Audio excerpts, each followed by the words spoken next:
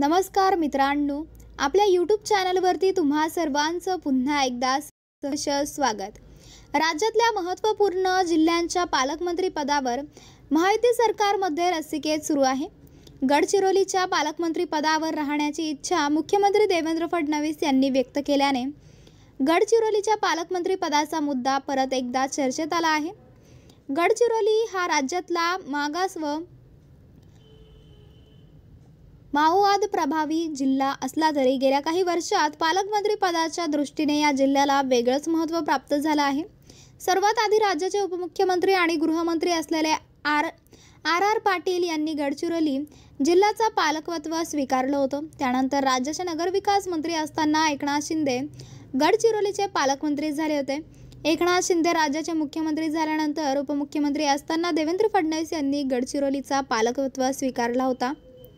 गडचिरोलीचे पालकमंत्री असलेला राज्याचा मुख्यमंत्री होतो हे एकनाथ शिंदे यांच्यानंतर देवेंद्र फडणवीस मुख्यमंत्री झाल्याने स्पष्ट झाले आहे।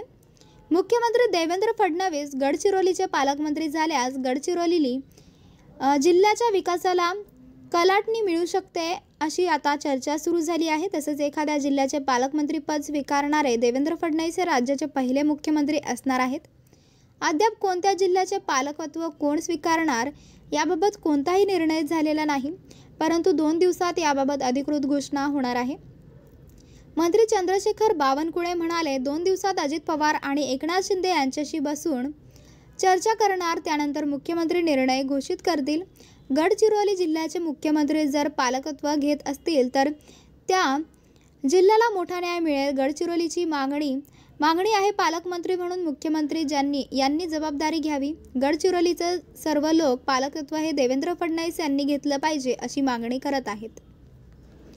तर मित्रांनो, आपल्याला काय वाटते? आपली प्रतिक्रिया आम्हाला कमेंट बॉक्सच्या माध्यमातून नक्कीच कळवा आणि चॅनलला आणखीनही सबस्क्राईब केलं नसेल तर चॅनलला सबस्क्राईब करा, बेल आयकॉन प्रेस करा।